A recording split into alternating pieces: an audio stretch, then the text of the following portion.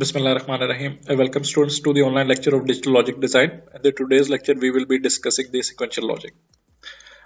In the previous lecture, we discussed the combinational circuits, which included the encoders and the decoders. We will today start with the sequential logic.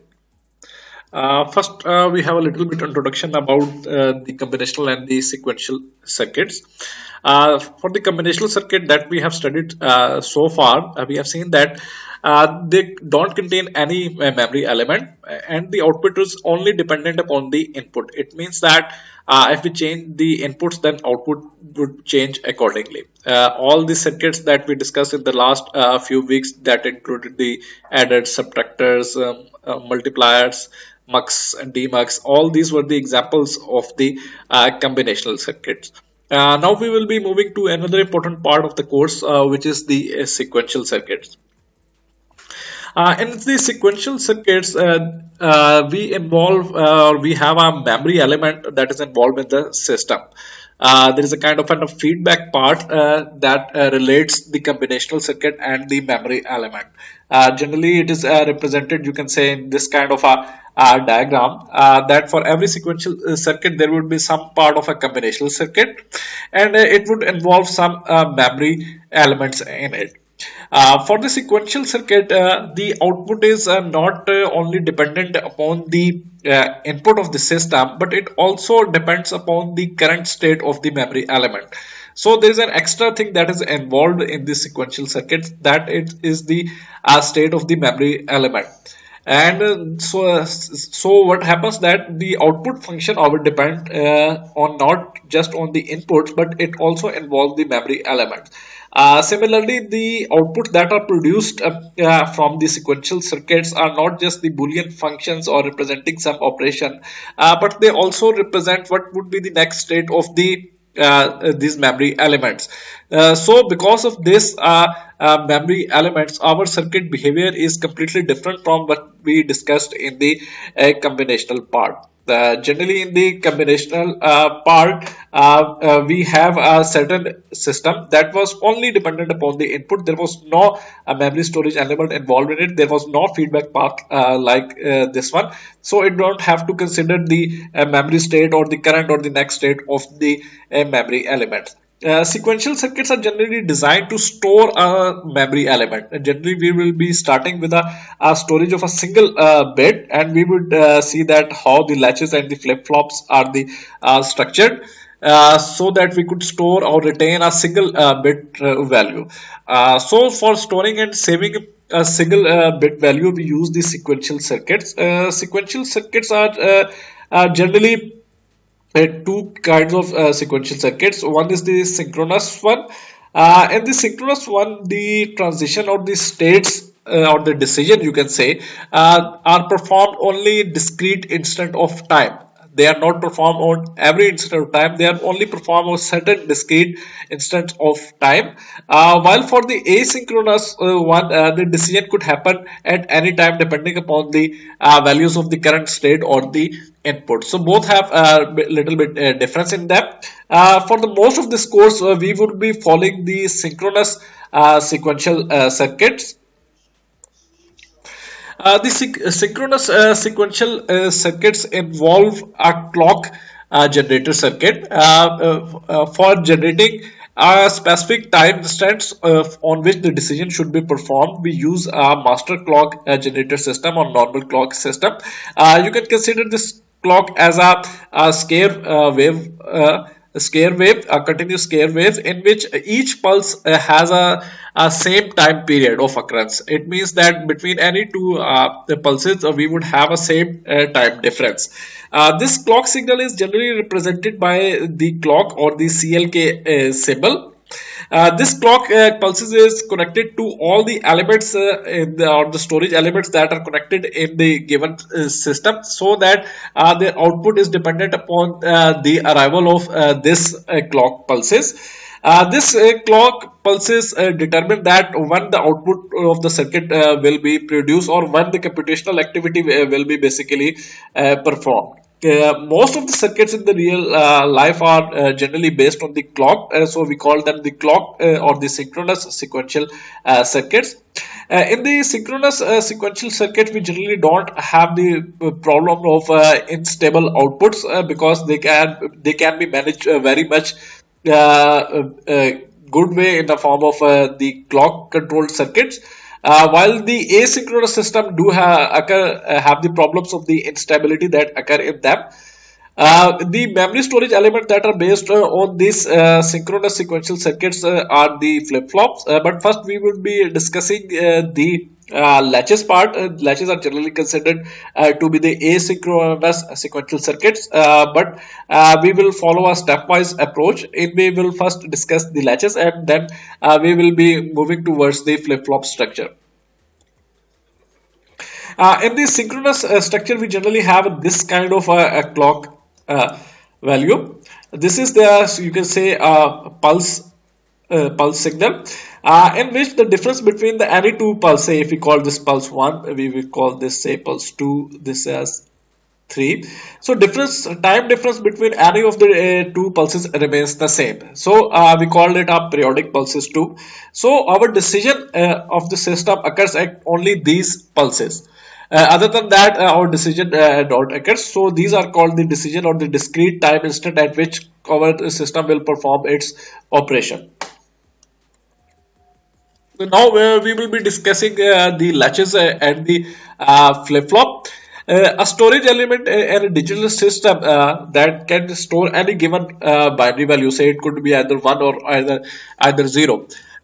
Generally, the latches and the flip-flop both are used to save a single bit of binary element till the power is supplied to them. It means that till the VCC is connected to them, they can store the value of the 1 bit. Either it could be the 1 or it could be the 0. Generally, the latches and flip-flop differ in the number of way and the way they are structured.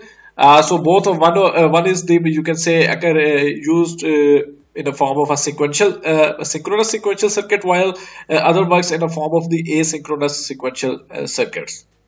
The latches, they are known as the level sensitive devices because generally they operate on the levels, that whether the signal value is equal to 1 or whether the signal value is equal to 0. So they are known as the level sensitive devices, while the flip-flops are known as the edge sensitive or the edge triggered devices. They depend upon the positive or the negative edge of the clock pulse and they work on that. We will see them in detail in the next lecture, the flip-flops. In this part of the lecture, we will be discussing more of the structure of the latches. First, we will be discussing the latches part. In the latches, we generally have two types of latches. One is the cross coupled NOR gate structure, and the second structure is the cross coupled NAND gate structure. First, we will be dealing with the cross coupled NOR gate structure. To understand this structure, you need to first remember the basic NOR gate table, because there are two NOR gates involved in that. And if you remember that for the NOR gate, if any of the input is equal to 1, then we get an output equal to 0. And when both of the input are equal to 0, then we get a value of 1 at the output. So you have to remember this NOR gate table to understand the working of this SR latch. In any given latch, we have two inputs. We represent them by S and the R. The S is generally known as the set input, while R represents the reset input. And we have two outputs. One is represented as Q and other is its complemented form, which is represented as Q complement form. Whenever we have a Q equal to 1, then that corresponds to the set state. Whenever Q is equal to 0, then that corresponds to the reset state. Generally, when we are using the latches, the basic condition that we consider is that both of the values of R and S are 0 when we are not using them, and the value of any one of them is changed for a very small moment of time to get the state in set or in the reset. So most of the time it's both the input R and S, or you can say that in normal operating condition, both of the input are equal to 0. Now we will see the different condition that could occur for the set and the reset state. Now first consider that we have a value of 1 here. We provide a very 1 for a very small moment of time, just like this small pulse, while we have a say these are equal to 0. In this case, what would happen is that, because as you know that for the NOR gate, if any of the input is equal to 1, we would get 0 at the output. So in this case we would get a 0 here, and because it is connected to the feedback here, so we would also get a 0 here. Because its one output is equal to 1, so regardless of what is its next output is next input will be, it will always remain 0. Its output will always remain 0. And for this case, what would happen is that when we have set value equal to 1, we would get s is equal to 0 here. This value is getting 0 here, and because both of these values are 0, so we would get a 1 here. Now when q is equal to 1, we are in the set state. So whenever we have q is equal to 1, we call it as a set state. So now after when we have this state and we again move back to the 0 or the normal operating condition state, it means that we are in down this time instant, because we applied 1 for a very small moment of time. So after that it will again go to the 0. So when it again goes to 0, what would happen is that because this input is connected to this has an output equal to 1, which is coming here. So whenever the NOR gate has an input equal to 1, its output will be equal to 0. So what would happen is that it would retain its previous value of 1 0. So in this way it will retain its value at this state, or we can say that the latch would remain at the set state. Now we will do the next thing. Now we would consider that there is a momentarily 1 at this R pin, and while the reset pin or the for the set pin we have a 0. So R is equal to 1 here and the set is equal to 0 here. So what would happen is that because there is a 1 here, we would get a 0 here, and similarly that 0 would be transferred here to the second input here. So what would happen is that both of them would have been 0, and they would produce an output value that is equal to 1. So in this way what happens is that we can say that the latch is in now the reset state, because now the q value is equal to 0 and q complement value is equal to 1. So in this way we achieve the reset state. And now again, if we, because we have applied this one for a very small moment of time, and again if we move back to the 0, what would happen is that this system will retain its value of 0 1, means that q is equal to q would remain equal to 0, while q complement will remain equal to 1. Because of this condition that both of these inputs are equal to 0, so this would remain. So whenever after the set and the reset we applied both of the input again equal to 0, it will hold all the previous value which was assigned to this q and the q complement one.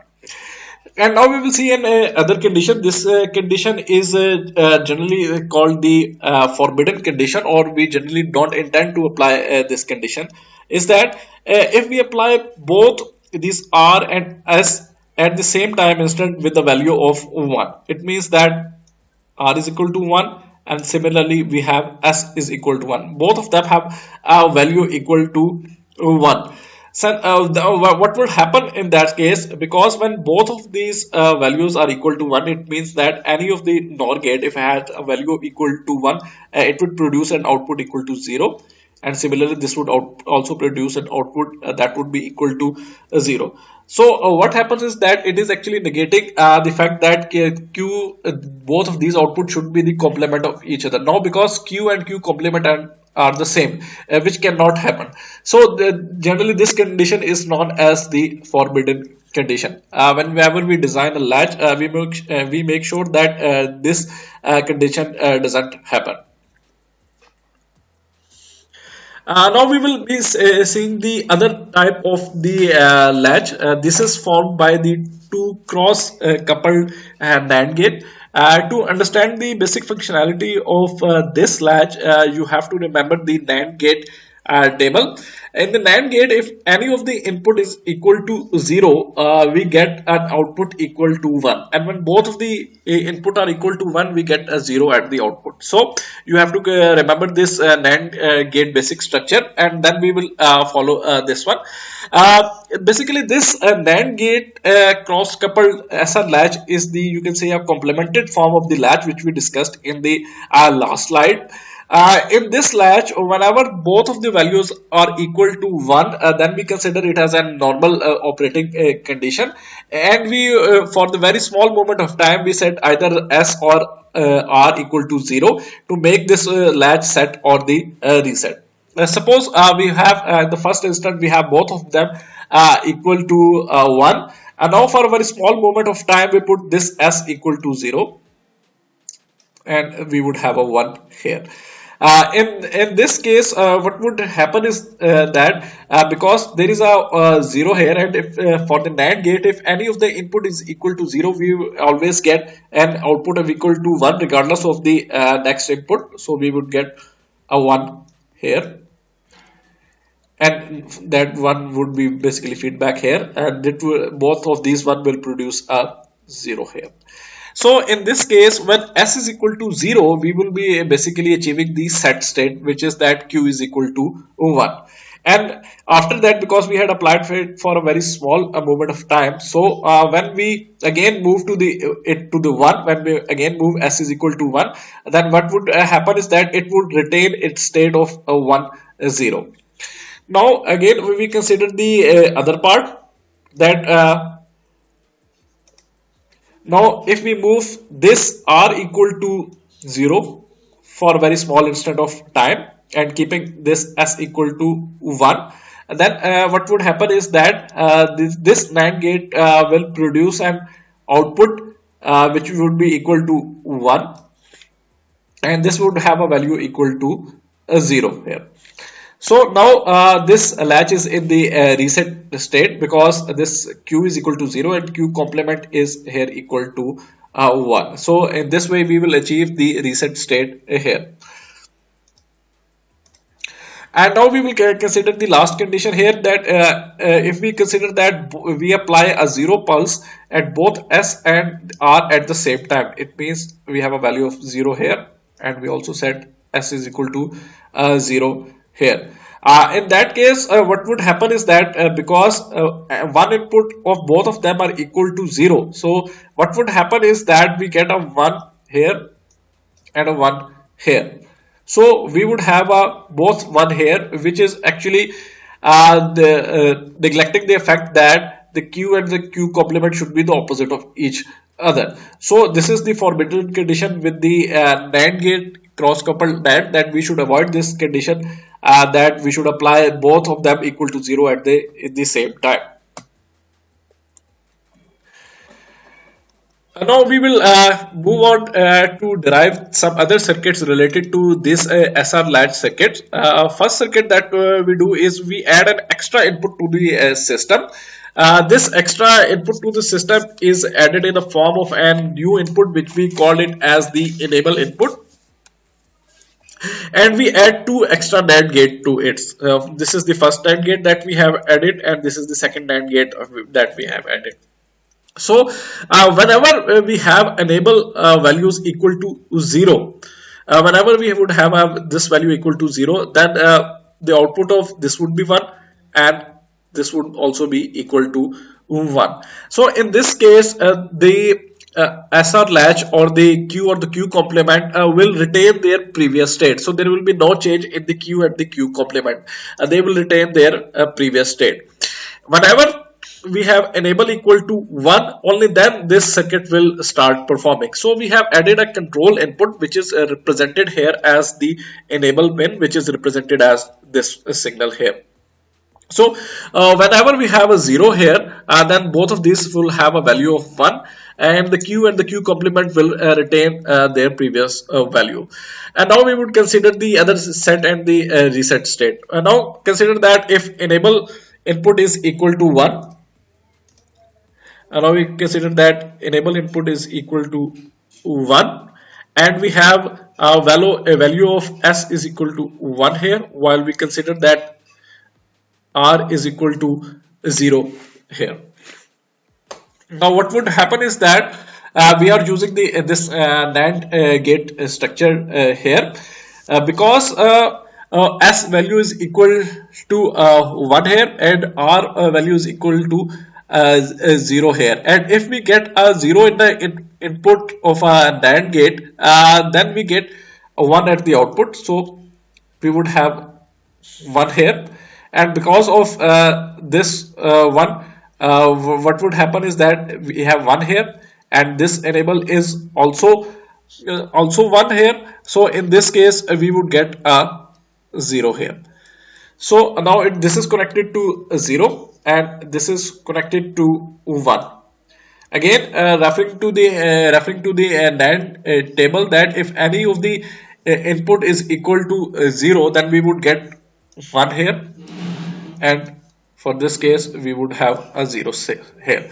So whenever this happens, Q is equal to 1, we are in the set state. So for this, when we set S is equal to 1 here, and we set R is equal to 0 here, we are in the set state. Similarly, now if we put say this enable pin equal to 0, then our circuit will retain this value of 1 and 0 at the output. And now if we want to change this from the set to the reset, what we can do is that we just simply put 1 here and s is equal to 0 here. That would make it change to the state change equal to the reset state, and we will be considering that enable would be 1 at that time.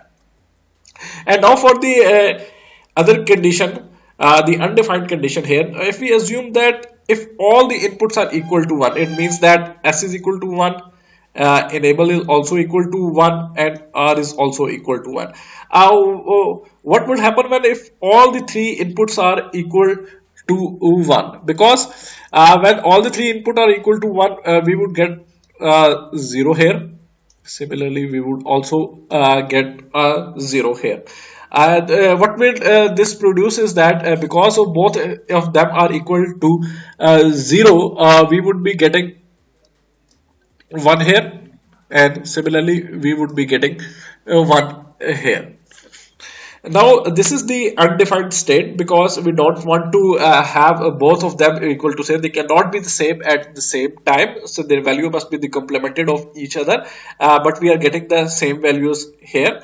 But if you see from the last table, we have now used another term here, which is the undetermined term or the indeterminate term here, because if after this condition, when you apply all the values equal to 1, we would get both Q and Q complement equal to the 1, which is the undesirable state. And then you move this enable pin back to the 0 for small instant of time. Say after converting one, you move again back to the 0 at the same time. What would happen is that that would make this value equal to 1, and that would make also equal this value equal to 1. Now in this case, what would happen is that it would put our circuit in a say undefined state, because when the enables input goes back to 0, you cannot conclusively determine the next state, because it depends upon whether the S or the R input goes to the 0 first. So it is a kind of a race condition that whether S goes to the 0 first or the R goes to the 0 first. And which will make this output, you can say, a kind of a fluctuating form, or the unwanted form. So in the SR latch with the control input, we avoid this condition when all of the three inputs, the enable, the S and the R, all equal to 1.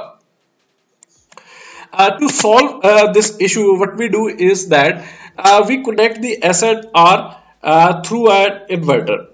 To avoid the condition that we discussed in the previous slide, what we do is that we connect this input and call it a D input, And for the both of the NAND gates, we are connecting them through an inverter. So it means that the all three ones condition cannot occur in this circuit. So because when value of we have a d equal to 1 here, we would get 0 here. When d would be equal to 0 here, we would get a 1 here. So we will not be getting the value equal to all ones here. So in this way we design a circuit. This circuit is known as the D latch, and this is the most commonly used circuit of the latch system. This is also sometimes called the transparent latch because what happens is here is that whenever this enable value is equal to 1, whatever the input would be here present here, it would be transferred to the output Q.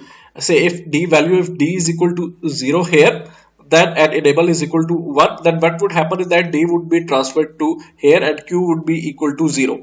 Whenever d is equal to 1 here and enable is equal to 1 here, we would have q is equal to 1 or in the set state. So this is the function table for this d latch. Whenever the enable input is equal to 0, it will basically have a 1 here, and the system will retain its previous state. So this is the most commonly used structure of the latch system, used to save 1 bit of memory, because whatever the system value is present at D, it will be automatically be transferred to the output Q depending upon the value of the enable. So in this way, using the enable bit, we control this functionality of this whole circuit. We have discussed three types of latches here. The first one was the NOR gate cross coupled latch, which we represented as the SR latch. The second version was the NAND gate cross coupled latch, which we are representing basically as the S complement and the R complement latch, because if you remember that this was its the complement of the one which we discussed in the simple SR latch or the NAND gate one. So that's why we often represent it as S complement or complement latch.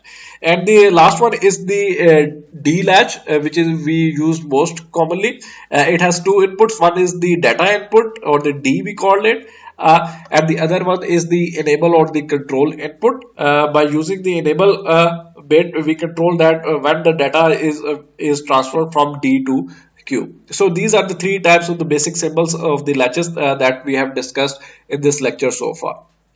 Kindly do read these pages from the book for better understanding. Thank you.